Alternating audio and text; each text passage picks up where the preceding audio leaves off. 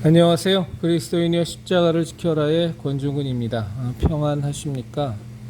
예수님의 참된 평안이 여러분과 여러분의 가족분들과 함께 또 저와 저희 가족과 함께 하기를 진심으로 바랍니다.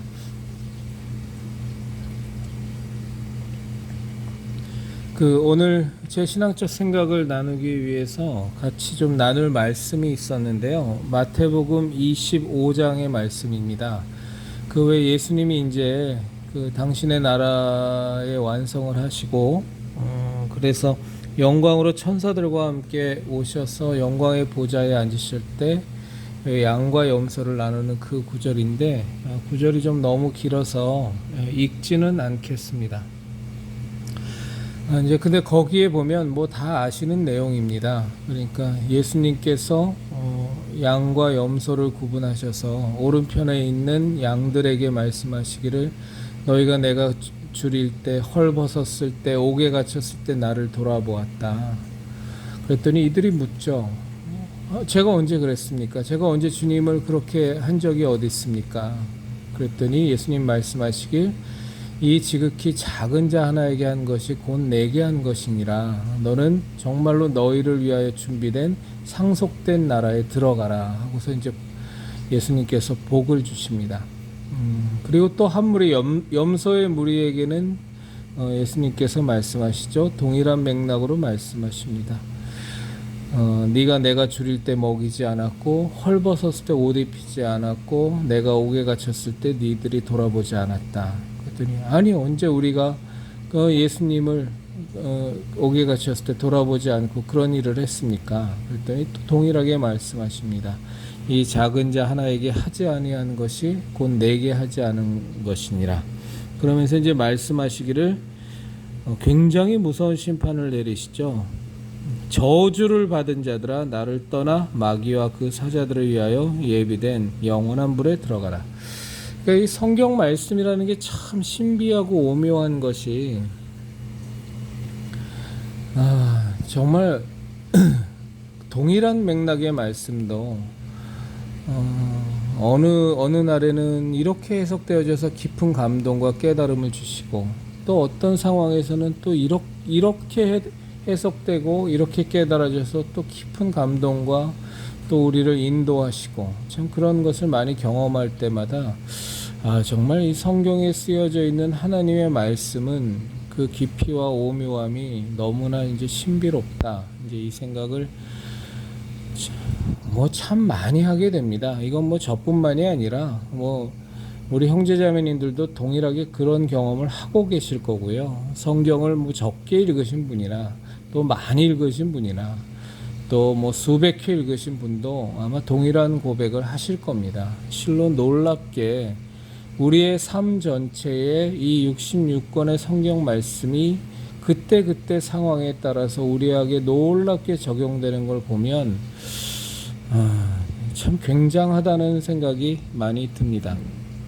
근데 제가 이제 오늘 이 구절을 놓고서 이제 나누고 싶은 말씀은 뭐냐 하면 왜 이전에 제가 한번 나눴던 말씀 중에 그런 게 있어요. 그러니까 바울의 고백인데 내가 이전에 했던 것은 다 잊어버리고 오로지 나의 표대 되신 예수 그리스도를 향하여 달려간다는 그 바울의 고백, 그것이 바울을 타락하지 않게 한 그 신앙의 모습이라고 저는 생각합니다.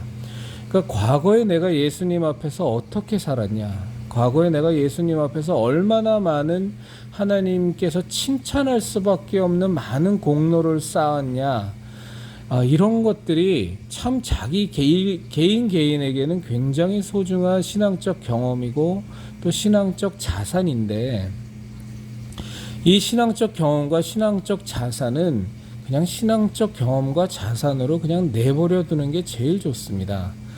이것을 갖고서 자꾸 우려먹어서 나의 신앙적 공로를 만들고 신앙적 의의를 만들어버리면 이제 그때부터 무너지는 겁니다. 그것을 바울은 너무나 잘 알아서 과거에 했던 바울이 얼마나 많은 고초와 고난을 겪었습니까? 그쵸? 무진장 많은 매를 맞고 돌에 맞기도 하고 정말 자지도 못하고 온갖 핍박과 목숨의 위험까지 받으면서 오로지 주 예수 그리스도의 생명의 복음을 전하야겠다고 참 불철주야 어떤 상황과 어떤 어려움 속에서도 굴하지 않고 진짜 그 주님의 뜻에 따라서 하나님의 말씀에 순종하여 쭉 걸어가는 바울에게 어느 날 바울은 분명히 깨달았던 겁니다. 자기 가운데 자꾸만 내 의가 스멀스멀 기어 올라오는 것을, 어느 순간 자기 자신에게 자꾸만 교만이 올라오는 것을, 내가 무언가 정말로 특별하게 하나님께 쓰임받는 어마어마한 사람인 것 같고, 그 특별하게 쓰임받는 그 근저에는 어떤 나의 열심과 나의 노력과 그리고 내가 태어난 배경과 내가 예수님 만나기 전에 배웠던 많은 학문과 내가 로마 시민권을 가진 것과 이런 모든 나의 노력 혹은 선천적으로 타고난 어떤 특혜 뭐 이런 것들이 다 조합을 해서, 그래서 나는 하나님께 택함 받을 수밖에 없었고 하나님께서 나를 쓰실 수밖에 없는 이런 생각들이 자꾸 바울에게는 스멀스멀 기어 올라오고 자꾸만 그것이 자신을 치고 올라오는 걸 느꼈던 것 같아요. 그래서 바울은 정말로 영적인 싸움을 죄송합니다. 치열하게 해나갔던 모습을 우리가 바울의 서신서를 보면 참 많이 볼 수가 있습니다. 어떻게 하든지 자기 자신을 낮춰서 누구는 나에게 세례를 받았다고 하고 누구는 아볼로에게 받았다고 하지만, 그러나 정말로 나는 심었고 아볼로는 물을 주었지만 이 둘은 아무것도 아니다. 오직 자라나게 하시는 분은 하나님 한 분뿐이시다. 나는 아무것도 아니고 아볼로도 아무것도 아니다. 제발 헷갈리게 하지 말고 제발 나를 추앙하지 말고 제발 나를 높이지 마라. 그러다 나 죽는다. 가뜩이나 자꾸만 나를 통해서 하나님께서 놀라운 이적과 기적과 놀라운 권능들을 막 행하시면서 가뜩이나 내가 잠깐만 삐끗하면 그냥 마구마구 교만해질 것 같은 불안함에 시달리는데 왜 자꾸 나를 교만하게, 너희들은 그 교만에 이르도록 왜 자꾸 쓸데없는 말 하냐. 나 그런 사람 아니다. 난 정말로 스데반이 돌에 맞아 죽을 때 옷을 지키면서 그가 마땅히 죽어야 마땅한 사람이라고 생각했던 그런 죄인이었고, 정말로 예수 그리스도께서 예수님을 믿는 자들을 그냥 죽여버리겠다고 그 다메섹 도상으로 살기등등해서 갈 때 예수님께서 나를 불쌍히 여기셔서 다메섹 도상에서 강한 빛과 소리로 내게 역사하셔서 일방적으로 나를 불쌍히 여기시고 일방적으로 나에게 은혜를 베푸셔서 그저 살아난 죄인 중에 괴수에 불과한 사람이다 라는 그 고백을 자꾸만 바울은 되새기고 또 실상적으로 하나님 앞에 보좌에 점점 가까이 갈수록, 그 하나님의 사랑의 그 실체에 가까이 갈수록 나는 아무것도 한 것이 없는데 오로지 예수 그리스도께서 나에게 일방적으로 은혜를 베푸신 그 하나님의 그 노력 속에서 나는 정말로 죽어 마땅한 죄인이지만 진짜 아무것도 한 것이 없는 내가 예수 그리스도의 은혜로 구원받은 자라는 것을 처절하게 깨달을수록 바울은 자기한테 올라오는 그 교만이 죄송합니다.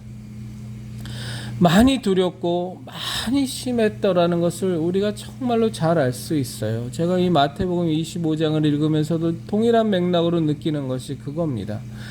자기가 잘났다고 생각하는, 내가 하나님 일 위해서 하나님의 계획을 위해서 내가 그래도 제법 노력했지, 내가 그래도 공로가 좀 있지, 내가 그래도 참 남들보다 평균을 넘어선 순종을 바쳤지, 내가 그래도 내 신앙심이 정말 특심이었지, 뭐 이런 표현들 많이 쓰잖아요.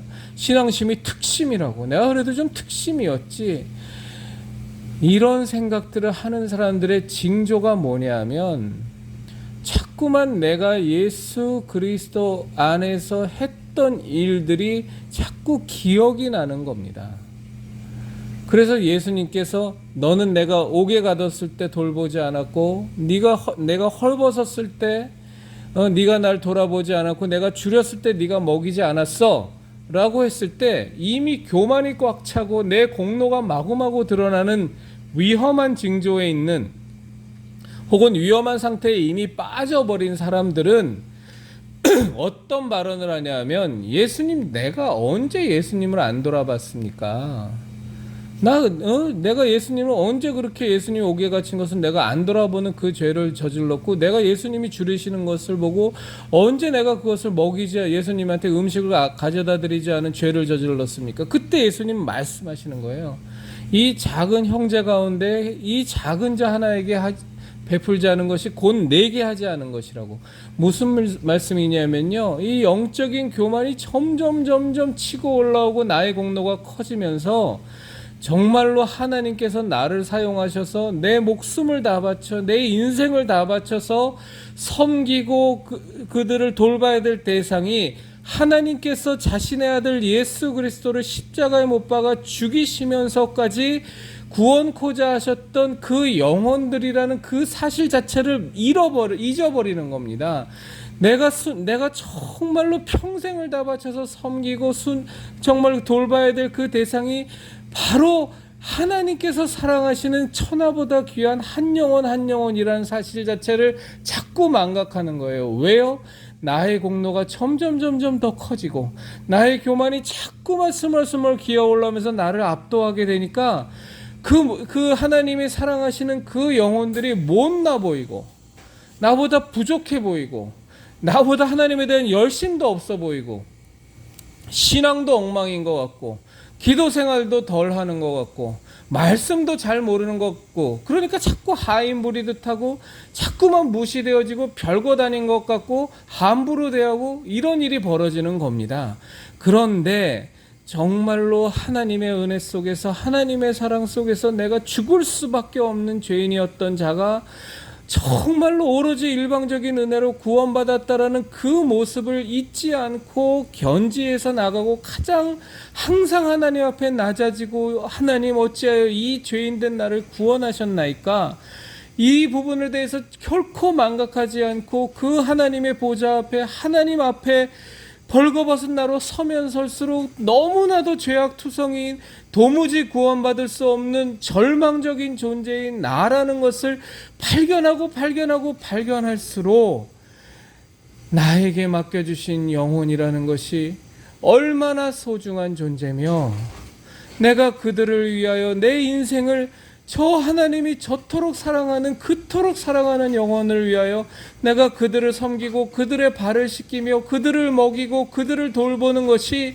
얼마나 영광스러운 일이요, 얼마나 나에게 은혜가 되는 일인가 라는 그 사실을 잊어버리기는커녕 점점 더 그 사명인, 어찌 하나님께서 나에게 이런 일을 맡기셨는가 라는 것 속에서 영혼을 바라보는 시각이 나의 예전에 천박한 시각이 아니라 예수님이 영혼을 바라보는 시각, 당신께서 하나님의 뜻에 순종하여 십자가에 못 박혀 죽으시기까지 하면서 구원하시고자 하셨던 그 시각이 점점 나의 시각으로 변화가고, 정말 하나님께서 그 아들 예수 그리스도를 죽이시면서까지 구원하시고자 했던 그 하나님의 사랑이 점점 나에게 와서 하나님의 마음으로 영혼을 바라보게 되니까, 그 영혼들에게 내가 물을 먹이고, 내가 밥을 먹이고, 발을 씻기고, 평생을 헌신하고 그들을 도와줬어도 그것은 내가 마땅히 해야 될 일이요,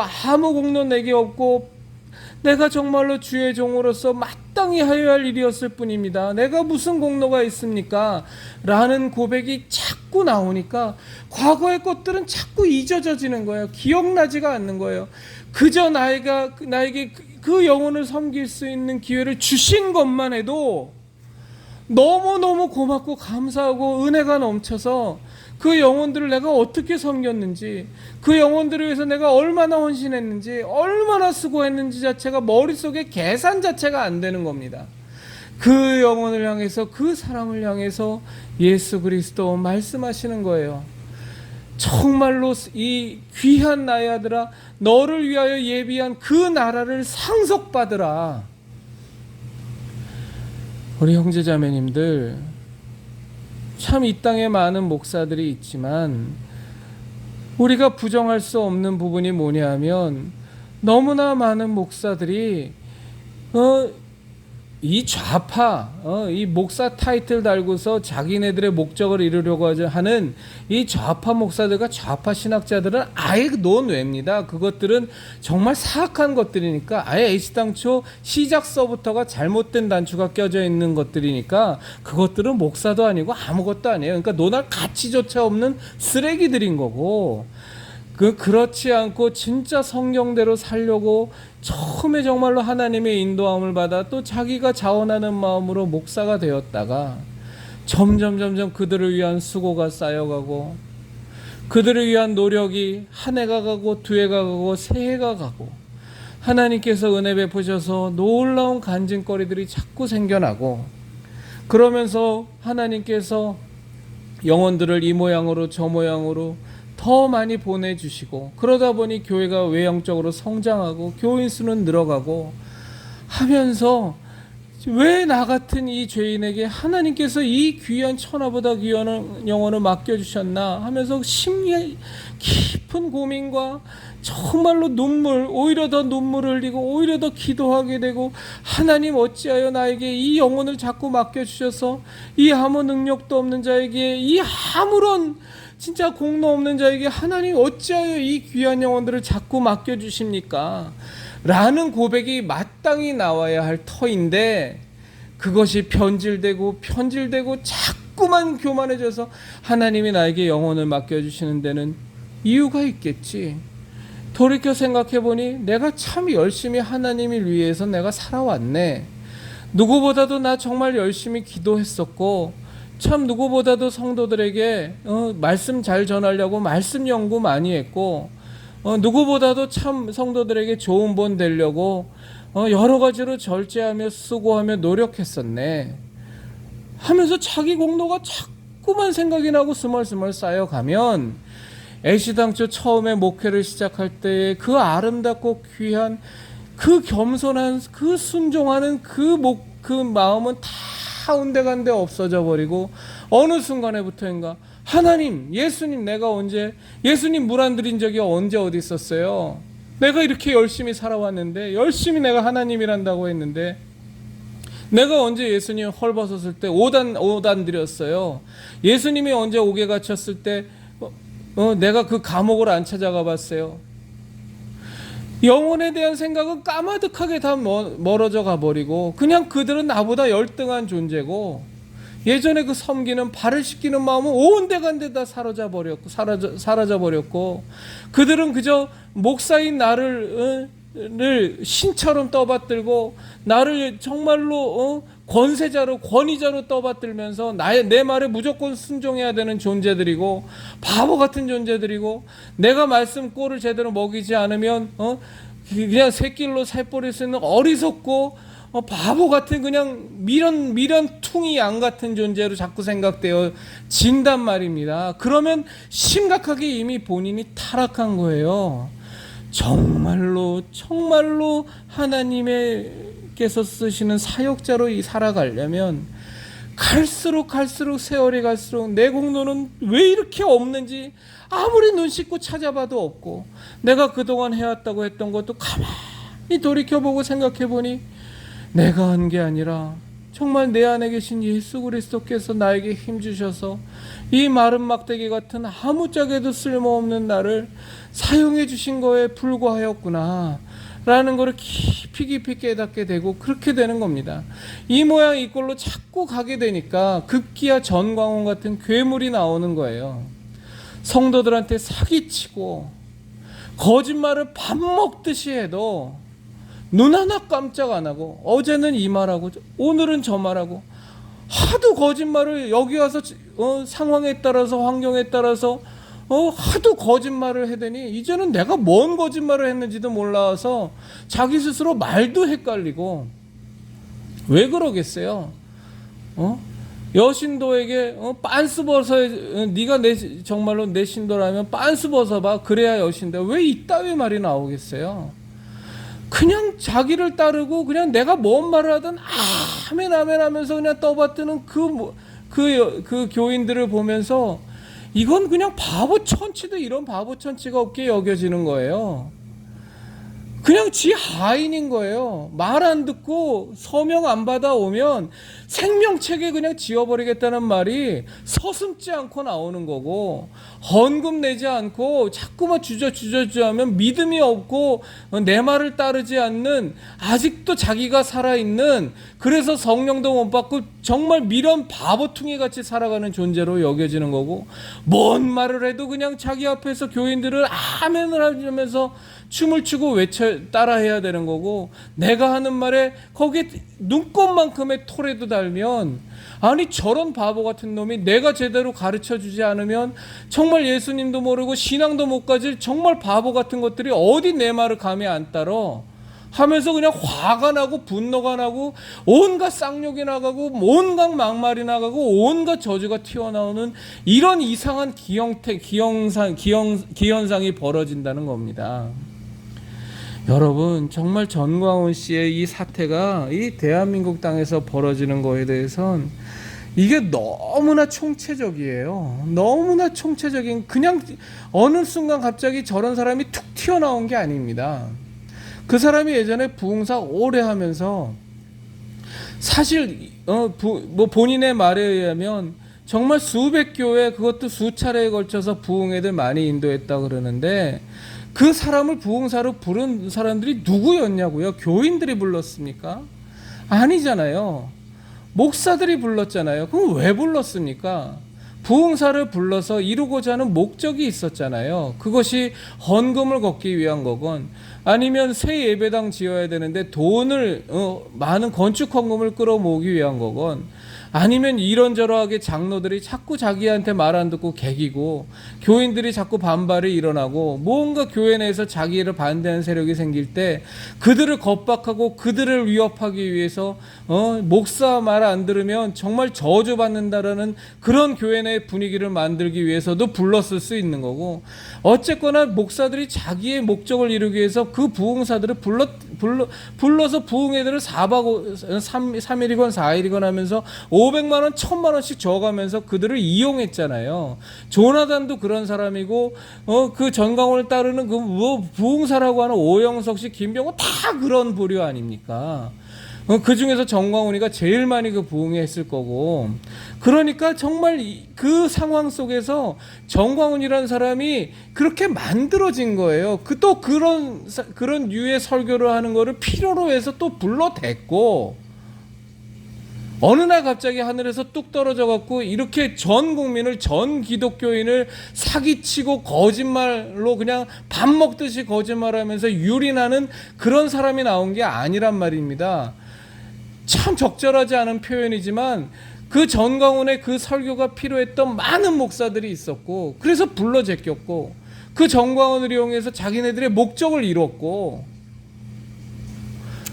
그 목적을 이루는 것들이, 야, 전광훈 부르고 나니까 효과 좋대 하니까 또 딴 교회 목사도 또 부르고, 한 번 불러서 집회했더니 효과가 좋으니까 2번, 3번, 4번 불러갖고 완전히 교인들을 바보 멍청이로 만들어버리는데 얼마나 활용했냔 말이에요. 저는 그래서 전광훈 씨가 피해자란 얘기를 드리는 게 아니에요. 저는 무슨 얘기를 드리고 싶냐면 공범자란 얘기를 드리는 거예요. 공범자란 얘기. 어느 날 갑자기 전광훈이 하늘에서 뚝 떨어진 게 아니란 말입니다. 이런 이상한 사기를 쳐먹고 거짓말하는 전광훈을 만드는 데에는 기성교회에 그를 불러다가 활용해 먹은 목사들도 책임이 엄청나게 크단 말이에요. 그런 공범의식 때문에 지금 안희환 목사께서 이렇게 저렇게 정말로 많은 어려움 겪으면서 온갖 수모와 온갖 모욕과 온갖 협작질과 세상에 둘도 없는 정말 입에도 담기 있고 듣기에도 너무 민망한 저런 욕지거리와 저런 조롱과 저런 희화를 당하면서도 정말 외롭잖아요. 왜 안 도와주세요? 왜 함께 안 하시는 겁니까? 진흙탕 싸움에 발들이기 싫어서라고요? 그래서 정말 우리 교인들이 각자 심호하는 교회의 교인들이 상처받을까 봐서요. 물론 그런 이유도 있다고 봅니다. 그런데 그럼 어떤 싸움을 여러분들은 하고 싶습니까? 진흙탕 개싸움은 하기가 싫고 분명히 악한 상황으로 가고 있고 한국 개신교계를 정말 지금의 적나라한 실상을 완전히 드러내주는 이 처참한 상황에 만들어지는 이 정광훈 사태를 보면서 그러면 이 더러운 판에 여러분들은 발을 안 대고 손을 안 대고 그럼 여러분들이 원하는 싸움은 뭡니까? 진흙탕 개싸움 아니라 진짜 명분 좋고 정말 멋진 싸움 하고 나서도 생색내고 교인들도 와 우리 목사님 진짜 거룩하고 멋진 싸움 한다고 박수 받을 수 있는 그런 싸움 찾아다니는 겁니까? 그래서 그런 싸움 하셨습니까? 죽어라 저 신천지들하고 죽도록 그 싸움 하셨어요? 아니에요. 신천지하고 싸움도 정말 진흙탕 개싸움이었어요. 좌파들하고 싸움 그렇게 하셨습니까? 이 나라를 망쳐먹고 한국 개신교의 신학을 다 왜곡하는 저 좌파 교수들하고 좌파 목사들하고 그럼 그 거룩하고 멋있어 보이는 싸움을 하셨냐고요? 안 하셨잖아요. 그것도 겁나고 그것도 두렵고 그것도 주저돼서 도대체 그럼 여러분들은 목사란 타이틀 대고 무슨 거룩한 싸움을 하셨냐고요? 전도하는 데 있어서 이런 핍박 저런 핍박 받는 그런 싸움 하셨다고요? 물론 그것도 귀한 일이고 너무너무 소중한 일이에요. 천하보다 귀한 한 영혼을 구원하기 위해서 그 도구로 쓰임받기 위해서 정말 한 사람 한 사람들에게 일면식도 없고 피 한 방울 안 섞인 사람한테 욕지거리를 먹고 수모를 당하고 귀한 싸움 하셨습니다. 정말 그거에 대해서는 박수를 보내드립니다. 그러나 이 한국 개신교회가 완전히 진흙탕에 처박히는 이 싸움에서 그것 하셨다 그래서 이 진흙탕 개싸움은 그만 안 하실 겁니까? WCC하고는 얼마나 싸우셨습니까? 이 한국의 개신교판이 저 NCCK를 비롯해서 저 좌파 목사들에 의해서 정말로 종교 혼합주의와 종교다원주의로 근본적으로 다 무너져 버리는데 WCC하고는 그럼 죽기 살기로 싸워보셨어요? 진흙탕 개싸움 하셨냐고요? 신천지하고는 진흙탕 개싸움 하셨어요? 신천지에 있는 영혼들 한 영혼에도 구원하려고 하다가 정말 교회로 몰려와 갖고서 그들에게 온갖 협잡질을 당하고 협박당하는 그런 싸움 하셨냐고요? JMS하고 그 싸움 하셨냐고요? 하나님의 교회 저 영생교하고 그 싸움을 하셨습니까? 맨날 아무것도 안 했잖아요. 진흙탕 개싸움이라고 더러운 싸움이라고 해봤자 소용없다고 차라리 그 시간에 영혼 구원하러 다니는 게 낫다고 그러면서 그 영혼 구원하신다는 귀한 일을 하신 거는 박수를 칩니다만 그러나 정말로 그 누구는 진흙탕 개싸움하고 좋아하는 사람이 있냐고요? 그런데도 불구하고 하지 않으면 안 되는 싸움이니까 하는 거 아닙니까? 예수 그리스도의 생명의 복음을 지키기 위해서 하나님의 진리를 지키기 위해서 누군가는 나서서 싸워야 되고 목소리를 높여야 돼서 싸워야 되고 오늘도 기자회견 하는데 왜 몇 분의 목사님들밖에는 없냔 말이에요. 정말로 제가 이 개신교의 평신도지만 여러분들에게 좀 부탁드립니다. 얼마나 고고하게 사셔야 얼마나 애헴거리고 사셔야 그 말쑥하게 차려입은 양복에 얼마나 때를 안 묻혀야 그래야 정말로 신사답고 그래야 거룩한 목사가 되는 겁니까? 예수 그리스도의 십자가의 진리를 지키기 위해서 하나님께서 정말로 예수님의 피값으로 이 땅에 세우신 교회를 지키기 위해서 음부의 권세가 어떻게든 저 마귀의 권세가 진짜 우는 사자와 같이 덤벼드는 그 공격에도 불구하고 예수 그리스도께서 이 땅에 세우신 교회가 음부의 권세를 능히 이길 거라는 그 말씀을 믿으면서 정말 더럽고 추한 싸움이지만 그럼에도 불구하고 이건 거룩한 전쟁이요 진리 싸움이요 하나님의 교회를 위한 싸움이요 하나님이 그토록 사랑하시는 천하보다 귀한 영혼들을 단체적으로 총체적으로 구원하기 위한 이 진흙탕 개싸움을 왜 안 하시냔 말이에요. 차별금지법 사업은 그건 아주 보기에 좋은 싸움인 것 같습니까? 가서 해보세요. 그 텐트 앞에서 시위를 해보시고 피켓 시위를 해보시라고요. 지나가는 사람들이 침 뱉고 욕하고 저 좌파애들이 얼마나 헛소리를 하고서 얼마나 수모와 모멸을 주는데요. 그 앞에서 싸우시는 차별금지법 반대 시위하시는 분들이 뭐 그렇게 고고하고 아름다운 싸움 하시는 줄 아십니까? 아닙니다. 현장에 가보면 진짜 피 터지는 싸움이에요. 동성애자들 반대하고 동성혼 반대하고 퀴어 축제하는 거 반대하는 그 싸움 가보세요.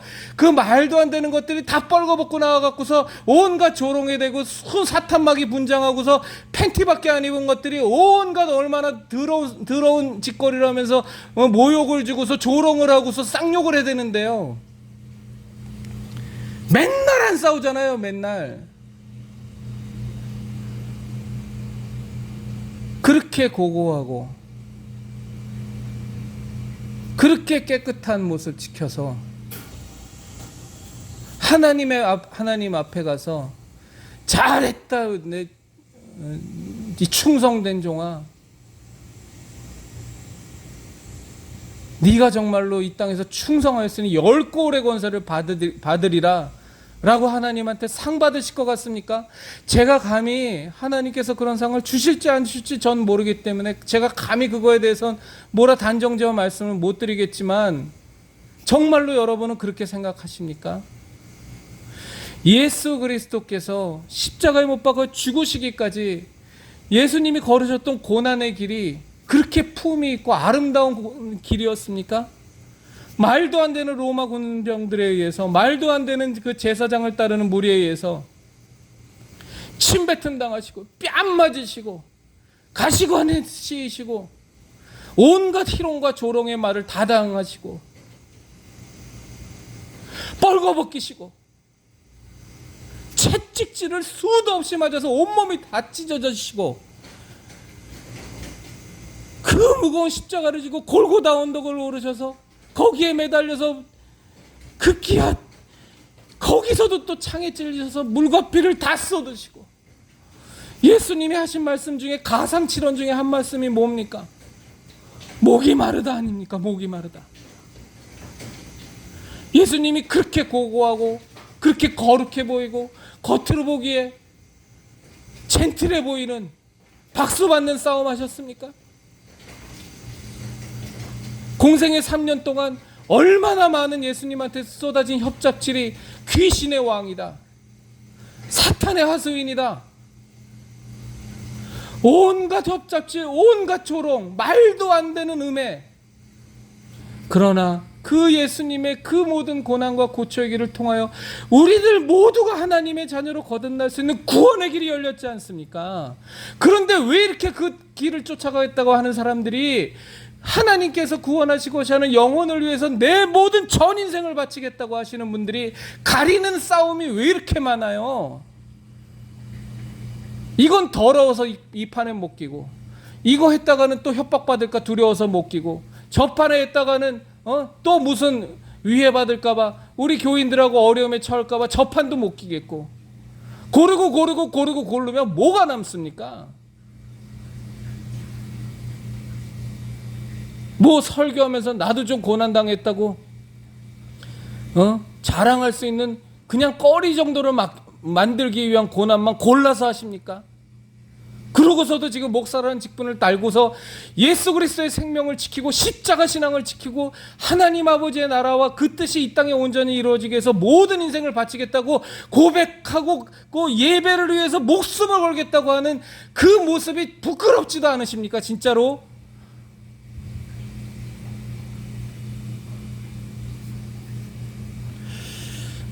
제가요 좀 말이 많이 격한 부분이 있었던 것 같습니다. 좀 양해해서 들어주시길 부탁드리고요. 그 CBS에서 연재한 잘잘법이라고 있습니다. 제가 그거를 굉장히 위험한 겁니다. 보신 분들은 알겠지만 신앙 자체를 완전히 그거를 이끌어가는 김학철이나 김기석이나 이 사람들은 말도 안 되는 신앙관과 신학관을 갖고 있는 사람들입니다. 이거 CBS 잘잘법 많이들 다루셨고 문제 많다 그랬지만 정말로 제가 그 하나하나씩 이 부족한 평신도에 불과하지만 하나하나씩 작은 할 수 있는 데까지 작은 죄송합니다. 이런 표현 써서 작사를 내보려고 합니다. 많이 기도해 주시고 이 시간 통해서 CCBS 잘잘법 내일부터 좀 다뤄보도록 하겠습니다. 안희환 목사님이 심우하는 그 교회에 오늘도 그 전광훈 똘마니가 또 몇 명 몰고 와서 몇 시간 동안 진치고 깽판 치다 갔습니다. 계속한다고 그럽니다. 하나 분명은 그들의 세력은 소멸되고 멸절될 겁니다. 그건 절대적으로 그럴 수밖에 없습니다. 여러분들 정말로 많이 기도해 주시고 이제 좀 함께 하시는 목사님이 몇 분 오늘 기자회견 보니까 늘어서 참 감사합니다. 그런데 이것 갖고 안 됩니다. 여러분들 함께 기도해 주셔서 이 마지막 때에 저 우는 사자와도 같이 우리를 집어삼키려고 하는 마귀가 온갖 수작질을 다하는 이때에 우리가 이 십자가 신앙 지켜낼 수 있도록 우리 정말로 함께 하시고 무엇보다 기도하시고 목소리 내주시고 행동해 주시길 부탁드리겠습니다. 우리 예수님의 진리의 십자가, 구원의 십자가, 은혜의 십자가, 생명의 십자가 반드시 꽉 붙들고 이 마지막 세대에 꼭 지켜나가야만 합니다.